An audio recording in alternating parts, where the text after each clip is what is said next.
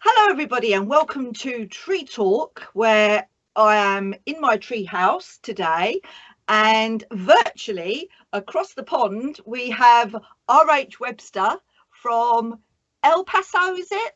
El Yes. Paso, Texas. Yes. Yes. And R.H. Webster is an indie author, and she self-publishes herself very courageously, and because I think that all indie authors are brave souls. Now I need to ask this lady about her name, all right, first of all, because your name is officially R.H. Webster, isn't it? But Yes. what do I call you today? What can I call you in this interview? You can just call me Webster. I know it's non-traditional, but Webster was my childhood nickname. I was spell check in my house before we had a computer.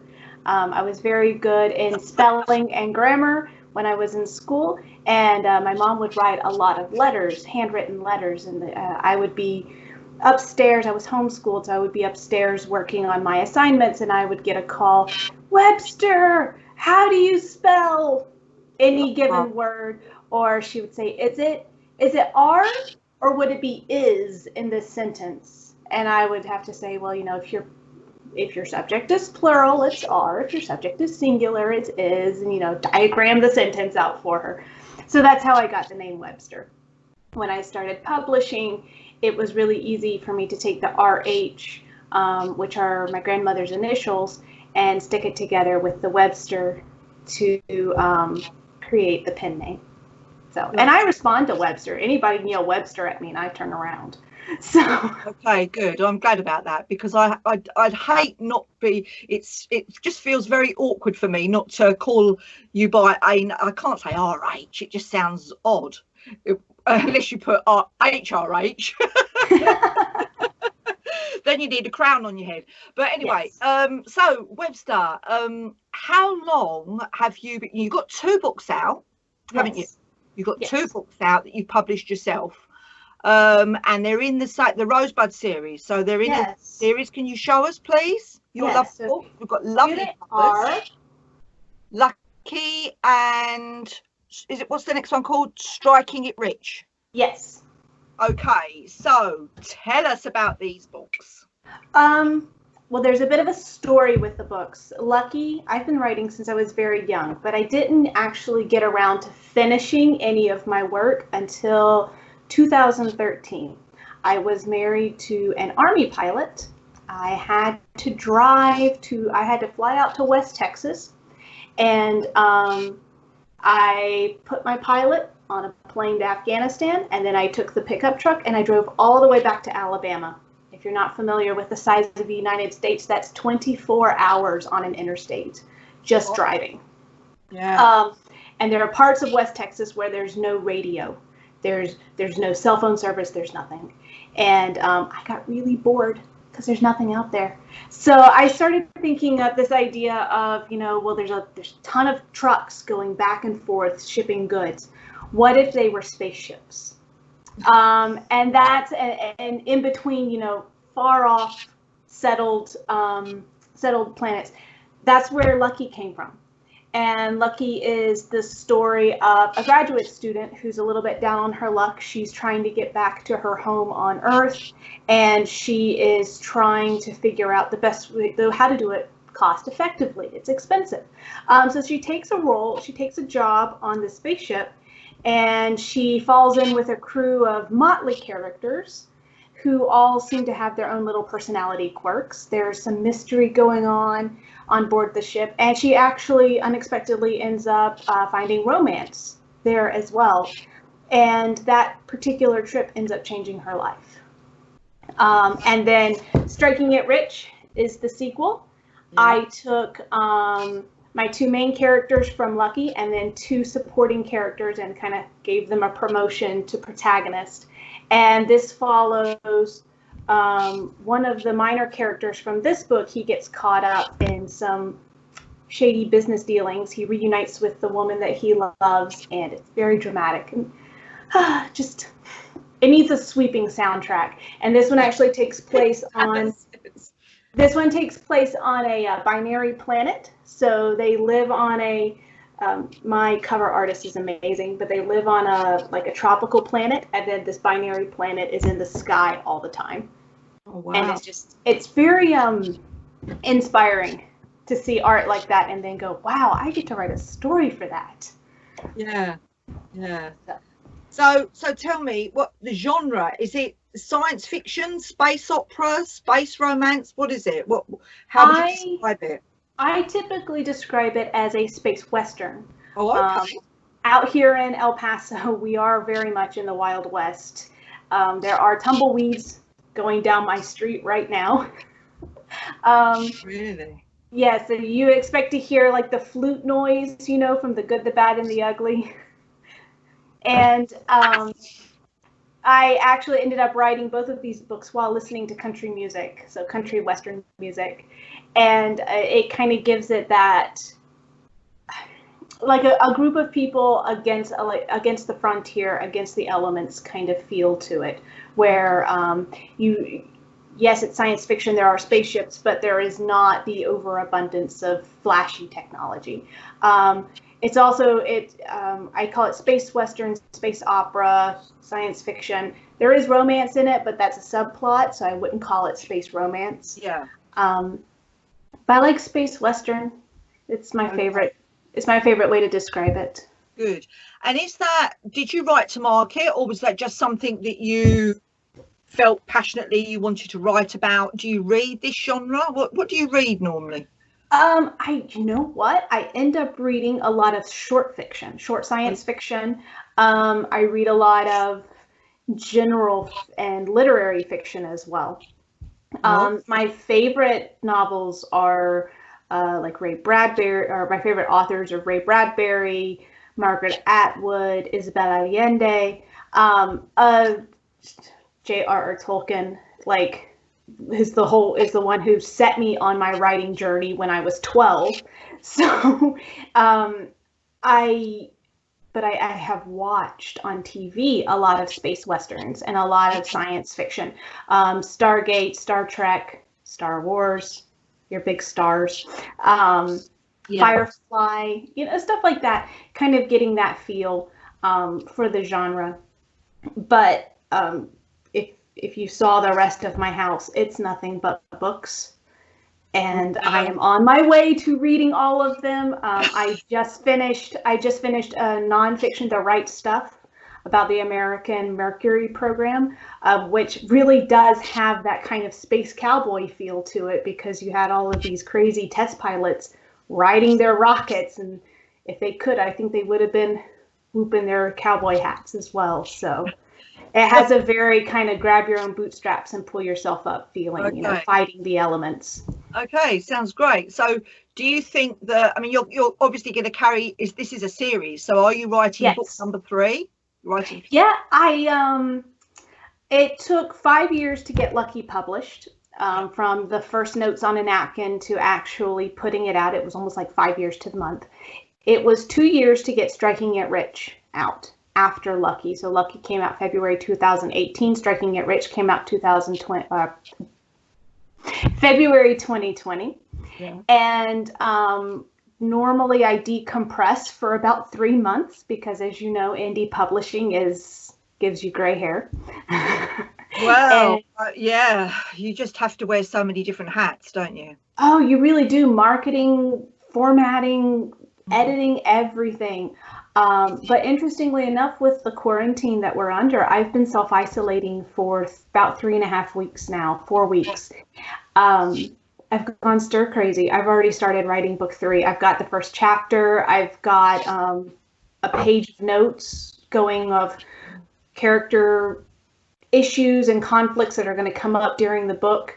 So it's been, I guess maybe there's a bit of a silver lining to what's going on, is that me creatively, I have more time to give.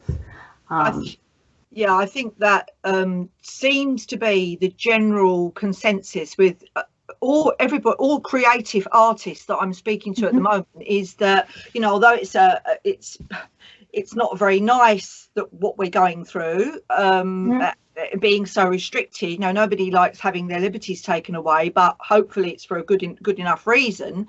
Yes. But those creative amongst us are, you know, are realizing the opportunity in the situation because we haven't got any distractions. There's nothing on the calendar. All the events have been cancelled, you know, so I don't know if you had any events that probably you did do, because you do go out to sort of physical events, don't you? I've seen that in your pages. Yeah, so tell us about that. Tell us what's been cancelled this year, and how you're going to make the most of your time. Oh yeah, I had 4 events from March to May. I had 2 Comic-Cons, and I had a general book signing at one of the local bookstores here in town. And I had the Tucson Festival of Books in Tucson, Arizona, which is one of my most favorite events to go to.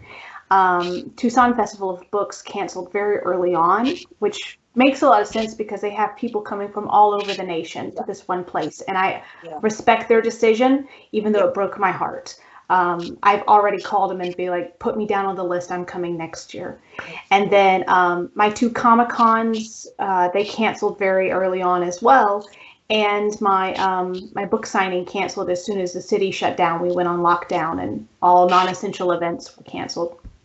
And on the one hand, I've done the majority of my marketing in person. I love to talk about my books. I love to go to these science fiction conventions and meet fans of other genres and be able to communicate with them what they like, what they don't like, kind of get a vibe. And it's just fun to see people in costume and see how much fun they're having with something they're passionate about. But I have to kind of do a shout out to my readers, the people who follow my page. So many people have, you know, they've been willing to pay a little extra for shipping and get their copy mailed to them rather than saying, well, oh, I guess I just can't buy it. I'll just, oh, well, you know, it's gone a long way towards offsetting that publishing cost. And it touched me very much that people would say, you know, sure, I'll round up to the nearest $10 just so that you have a little something to put back into your marketing. And that has been incredibly touching. As an indie author who's only, like last year, I only had 1 book. I went to Albuquerque, New Mexico. I was a complete unknown. I had splurged and bought one of those banners, you know, that stands up. People just flocked to my table to say, oh my God, what is this book? And I'm like, you don't know me. Why are you here? And it was such a wonderful feeling that someone was able to take the book and have some joy from it. And that support, those people who have supported an author they've never heard of before, that just, I get the warm and fuzzies. Yeah, no, it's great. And you talk about, you know, your readers that are wanting now to help you out and that are not being able to see you sort of physically. So I'm assuming you've got an email list, a newsletter. I don't actually. I don't have any newsletter. I know. I'm the worst. I'm the worst indie author. And part of the reason was you had to put a physical address on it. And I wasn't really comfortable with, you know, having my personal physical address. And so rather than, I said, well, you know what, I'm not that big of a deal.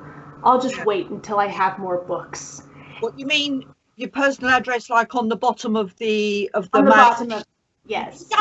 It doesn't have to be your real address though, because for me, I just have Treehouse, the bottom of the Cundy Garden, UK on mine. So honestly, you could have Spaceship Rosebud, whatever it is, or Outer Boundaries? Yeah, Outer Boundary Press. Outer Boundaries Avenue. I could do that. No, be creative. You don't know. But I'm looking at getting a PO box as well. There's a annex to the postal service down the street, and I'm like, well, you know, that'd be easy enough. I have to like budget it into the marketing. Yeah. You know. Yeah. So how do you manage your between the actual creative work and the publishing and all the stuff you have to do with the different hats on? How do you balance your time? What does your time look like? I know that you're going to probably, as a writer, or if you're the same as me, I'd like to be doing writing the whole time, but you know, we can't if we're publishing ourselves, can we? And also, yeah, I'll ask you something after that, as in, you know, do you outsource anything, or are you aiming to outsource more as you go along, you know, how? Right. This particular time I did outsource the formatting, or not really outsource. I'm sorry. I don't blame you for that at all. I lost a head hair over that one. Isn't it a pain? Yes. But one of my friends, she invested in a program called Vellum, and she runs it on her computer. And so essentially, I sent her my PDF, and she stuck it into Vellum, and she did all the boo, boo, boo, boo, and then she sent it back to me. Oh, okay, that's really helpful. And then I babysat her daughter for 3 hours on a Wednesday night, and we called it even. So I don't know if you call that outsourcing, but that was kind of a trade-off. Yeah. It's a fair exchange, isn't it? Yeah, but that was exchange of goods and services. My cover art that is just so incredible. This is done by a very good friend of mine who is a exoplanetary geologist. So she studies rocks from Mars because that's what she does, but she also does art on the side. She's incredible. She really helps with that. And then as far as, you know, marketing, publishing, balancing the time, it's very difficult. I'll tell you, I have 2 other jobs that I do. I have a full-time day job as a business consultant and an analyst. Really? I have a night job as a dance teacher, and in between is when I am a novelist. So that explains why not only do I have gray hair, it sticks up off the top of my head. It just kind of goes.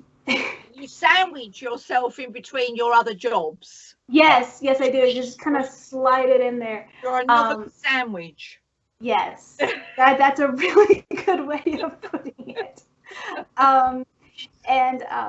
So I do the majority of my writing during National Novel Writing Month, actually, in November. I will write 60% of a novel in November. I will do the other 40% during the following year in short bursts of, and then in between all of that, I will be doing Facebook marketing, Instagram marketing. When I take time off from my regular jobs, I take that time off to go to a convention, or I take that time off to go to a festival. So I'll have a 4-day weekend every few months so that I can go out of town and do one of those things. It's a crazy kind of schedule, but I get a certain amount of, I find, you know, someone said, well, why don't you just stop teaching? Well, this is so rewarding to really work with students. It's so rewarding to write and to be able to take those books to potential readers. And my job as an analyst is actually really good. It's very challenging, and I enjoy being able to sit down and solve those problems. So right now, again, during the lockdown, my classes are canceled, but I'm able to do my analyst job from home. So I'm still working. I'm very blessed to be able to work that job, but I don't spend as much time with my students. Okay. So I'm trying to put that extra time into marketing and publishing so that I'm a little ahead, as one would say, but you're never really ahead. I'm always behind. So I'm just trying to be less behind with everything else. Now, when you started publishing, did you take any courses, or how did you get into indie publishing? And what was the decision that made you go for that as opposed to the traditional route?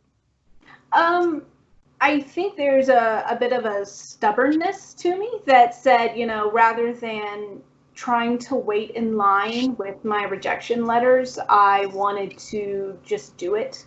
And I think that having that ability to do it myself and reach that goal of being published was enough to really drive me in that direction. I had done an online thing where I was competing in a contest to get a publishing contract, and I was able to, you know, hit a certain pre-sold Kickstarter goal or whatever. But then the actual company I was working with was saying things like, oh, well, it's going to be 6 months and you're going to have to make changes and stuff like that. And I was like, you know, after everybody has supported me so faithfully, I don't want them to have to wait 6 to 8 months for their books. You know, I feel like that's kind of a kick in the teeth. So I refunded all of that Kickstarter money, and I said, I'll scrape together my pennies. I'll do it myself. And that way I have that kind of knowledge that, first of all, all the copyrights belong to me. The intellectual property is being protected, and I have that integrity of knowing where everything goes. Yep. It has its drawbacks. I have very limited reach, but it has its benefits of it's mine. You have creative control. I have absolute creative control. I had a few negative reviews on the book, something along the lines of, well, it's just a little bit too romantic to be science fiction. And I was like, but it's my book. Yeah. You know, I don't have a big publisher telling me, and I'm not gonna put down anyone who goes with a big publisher, but I do know that I don't really have to worry about writing to market necessarily. I can just write whatever I feel, which I like a lot. I was branching out into another genre, and I was like, I want to try my hand at romance. And my friend said, when you write romance, here's your list of rules that you have to follow. Yeah, the tropes. Yeah, it's like, oh, rules? There are rules? Yeah, whatever. But anyway, so tell me about these Comic-Cons in the US, because what is a Comic-Con? Because you talk about Comic-Cons. What are they? Are they comedy books or they are Comic-Con comes from comic convention. Right. So okay. But Comic-Con itself and a lot of the different ones that we have here in the US, they can be themed. So you could have one for horror, you could have one for science fiction specifically, you could have one for fantasy, but a lot of them are very general. And so they'll try to bring in a little bit of everything. Okay. The one we were going to have here in El Paso Comic-Con, or we call it EPCON for short. This year we were supposed to have William Shatner from the original Star Trek was going to be here. Michael Rooker from Guardians of the Galaxy was going to be here, and unfortunately, it got postponed until October, and they're working to re-sign all of the talent that was going to come in. Last year, LeVar Burton from Reading Rainbow and from Star Trek The Next Generation was here, and I got to meet him. It was mind-blowing. Wow. So you'll have Comic-Cons, you'll have, and I think that's actually a branded term, you'll have comic expos, but they will still be very broad, and they'll cover fantasy, science fiction, all of that stuff. And people will dress up. They'll do the cosplay where they recreate the costumes from whatever show, movie, video game. You have vendors who make merchandise that is themed towards a particular franchise. You have authors. I've met so many independent authors at these things. You can come in and you can you simply just purchase a booth, which it's an investment. It really is. You try to make a way to make it feasible financially, but it's great exposure to be able to go and meet folks and have that chance to kind of move up the ranks, as it were. So my first Comic-Con, I shared a booth with 3 other authors, and we did all right. We broke even. My second Comic-Con, it was a little better. My third Comic-Con that was in Albuquerque last year, I had people saying, I was following you on Facebook and I saw that you were going to be here, and I was so excited. I'm so excited to meet you. And I'm like, I'm making it. Like I'm getting there, you know? And I will never, I doubt very seriously I will ever be one of those New York Times bestsellers. But the fact that someone showed up to my booth and was just, their eyes were huge. They're like, I just, it's awesome. That is enough, really, to kind of just say, you know, somebody trusted me enough to take the book home and read it in a single sitting. I had one person say she read it in a single sitting. I was like, sweetie, go eat, go sleep. It's fine. But yeah, you know, go to the treehouse. Yes, you know, and proper interview, physical interview in the treehouse with my tree. I like your tree. That's a very nice tree. Yeah, it's a lovely tree. It's beautiful. But yeah, and you know, a little bit off topic, all of my ancestors are from southern England and Scotland. Okay. So there are actual, like, I didn't personally do the research, but one of my friends, one of my cousins did, and there we actually have like recorded ancestors buried, not in Essex, I can't remember where, but it's like west of London, and so they all went over there last year to visit the graveyard. Oh my gosh, that's so cool! I have too many Comic-Cons to go to. I can't make it. But talking about coming down to earth, can you see yourself ever writing in a different genre? Like, for example, you know, coming out from landing back on Earth after being in space. Yes. See yourself ever writing about sort of, you know, anything else? Do you think? Yes, actually, I have. They're somewhat sparse notes, but I do have notes for a post-apocalyptic fantasy novel. Wow. And actually, now that I've been in lockdown for about 3 weeks, I have two different. I have one apocalyptic and one post-apocalyptic series that I kind of want to. I need to massage the notes. You know how you get a seed for an idea? I call them plot bunnies. I have little plot bunnies running around in my house, and I'll have an idea, and I'll be like, okay, come here. I put it in a little box with all of the others, but then I have to take it out and kind of play with it and make it grow so that it would be an actual book. When I started writing, when I was like 12, 13 years old, I wrote the worst fantasy novel that has ever existed. And I want to take kind of the germ of that idea and be able to help it mature into something that is readable and is not simply Lord of the Rings fan fiction. Yeah. I'm a little embarrassed by it. It's hidden away. No one will ever see it. But I would like to take some of those similar ideas and that kind of world that I was working in and make it into something that could be unique. Okay.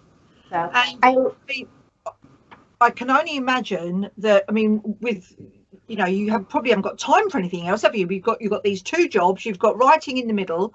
What do you do to relax? What do you do, or do you write to relax? Because some people that are not full-time writers, they find their writing is their relaxation. Writing is, yes, it's very cathartic. I'm sorry for interrupting. Writing is very cathartic for me. And you can see it in a few of my manuscripts that never saw the light of day, that I was working through a few issues in the manuscript. It's very raw and a little dark. But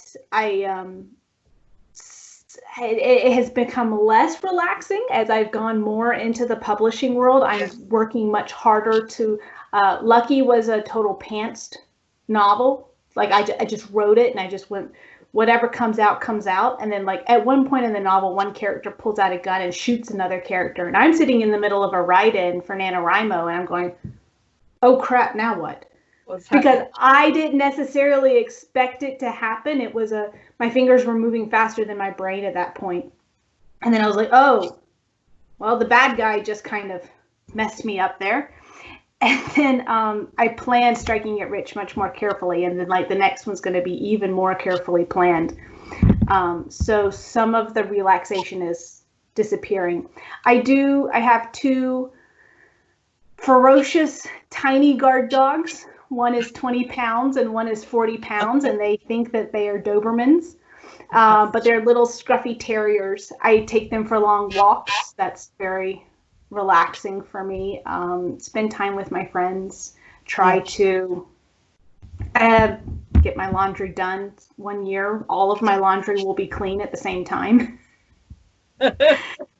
So the joys of being a creative person is that I am not organized at all. No. So things are everywhere. And what does do you feel that your creativity does it run in cycles? What does your process look like, or what does it feel like?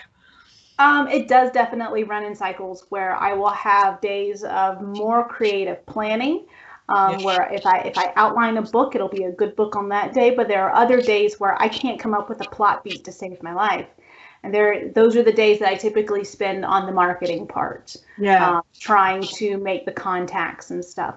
I find that it does cycle, probably on a 2-month cycle.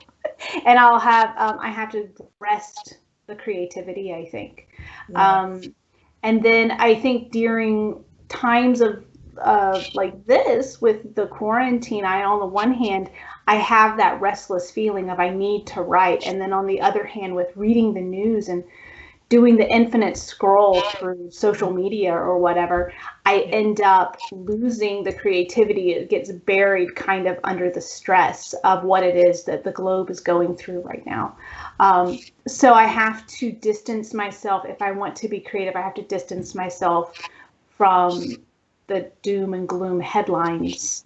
And I have to really, like, if I want to write, I have to go weed the garden and then come back and write, so that I have that time to disconnect from everything that's going on.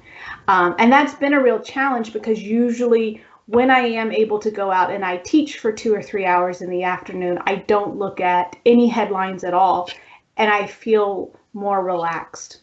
Now I don't have that. I have to work much harder to get disconnected. Does that make sense? Absolutely. I know exactly what you mean, because I suffer from, pandemic or no pandemic, I think that in the world that we live in today, with the technology, which on the one hand is brilliant and it's wonderful, we've got all these, these sort of fast processing sort of ways of doing things. We wouldn't be able to publish if we didn't have that technology. Absolutely. But on the other hand, we are bombarded, our senses are bombarded the whole time, with news, with connections to this, that and the other, social media. I have to fight for distraction-free time, and that can be as simple, because I've got dogs as well. When I'm walking out with my dogs, I can have my phone with me, and I can have it plugged in with my earphones, and I can be listening to podcasts or audio books or something.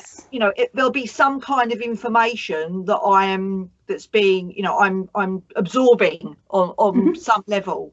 And like you said, when you've got all that distraction, because it's interference, isn't it? Yes. From an artistic point of view, it's interference. You don't need it, because in order to create, you need space.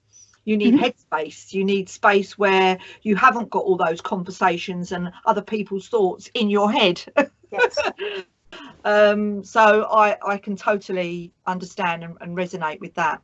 Well, Webster, I think one more question before we finish, because we've had quite a nice chat, is what is your idea of, for you personally, what is your idea of success?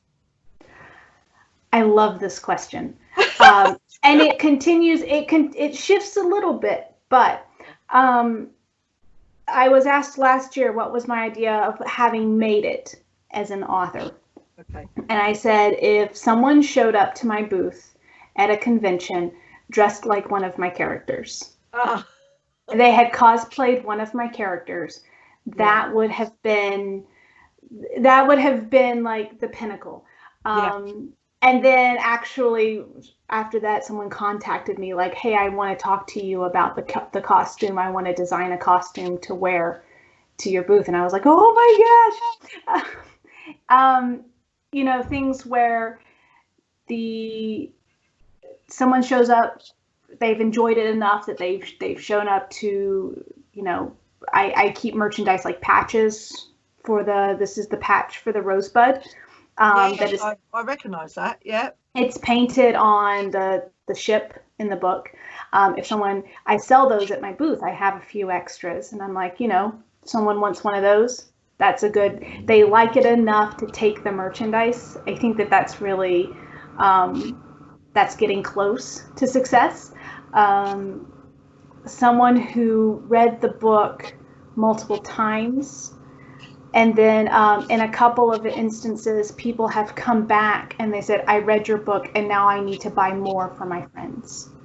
I feel like these may be very modest expectations, but I feel like from where I started 2 years ago, someone coming back and saying your book is good enough, I want to give it to my friends and family for Christmas, I feel like that is success. Yeah. For me. Yeah. So, like I said, I doubt I'll ever be a New York Times bestseller, but making a few people happy at Christmas time, I've done my job. Yeah, good. That's great. That's great. That's brilliant. Well, thank you for chatting with me. And thank you for having me. Oh, it's been great. I you know, at least we can do. We may be restricted on many levels, but at least we can meet new people online like this. I mean, it's wonderful, isn't it? Really, technology. Yes, it is. So, where can people find you, Webster, and your books online? That's a great question. I do have a series page set up on my blog that I never update because I should update my blog. I'm available from any book retailer. So if you're preferring ebooks, it's on Kindle, Nook, iBooks, whatever your favorite is. And it is set up, the print copy is set up that you can go to your local bookstore or you can order online since we are on a pretty global lockdown right now. You can order online from Amazon, Barnes & Noble, pretty much any online bookstore. It'll print on demand. So for you in the UK, it'll print on demand. They are in the UK, and hopefully you won't have to pay extraordinary shipping costs. Okay. That's the KDP, is it? Yes. No, not KDP. Ingram Spark. Yes. Ingram Spark. Oh, okay. Okay. And social media, you on social media? Sure. I'm on Facebook, Twitter, Instagram as RH Webster. On Twitter and Instagram it's RH_Webster. And then on social or on Facebook, you can just search the name and it'll pop up. And I'm wearing a Wonder Woman shirt in the picture, so you'll know it's me. Well, it's been great chatting to you, and I wish you lots of luck with your book number 3. Thank you. Yeah, I look forward to reading it, and let's keep in touch online.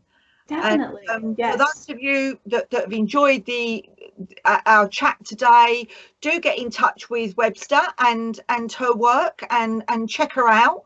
The links are all below.